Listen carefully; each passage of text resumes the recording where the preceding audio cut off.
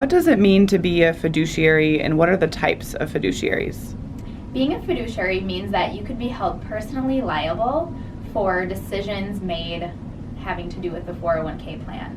And it is a responsibility that should not be taken lightly. There's 3 different types of 401k plan fiduciaries. One of them is 321, and that is what we find most common.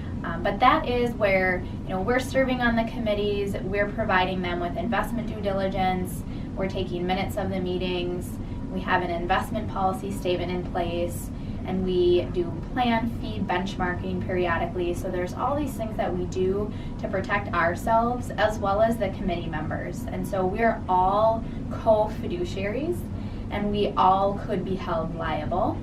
So basically everything that we're doing is to mitigate our fiduciary liability as much as possible. And then there's the 338 fiduciary, in which we are still doing all of those duties, except at the end of the day, the committee members do not get a vote having to do with the investment decisions. So we are the fiduciary on the investments, and we get the final say on anything having to do with the different investment choices and changes.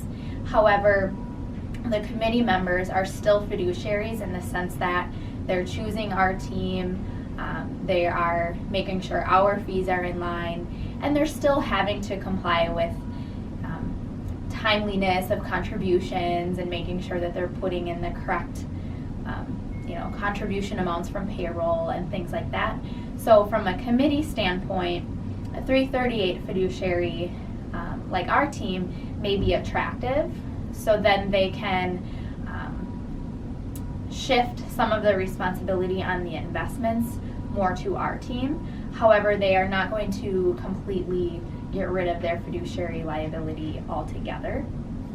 A third type of fiduciary is called 316, and that is something that our team doesn't do, but that would be a third-party administrator taking over control of a lot of the administrative duties. So making sure that employees are getting the proper notices and summary plan descriptions and just kind of those day-to-day tasks, approving distributions, things like that.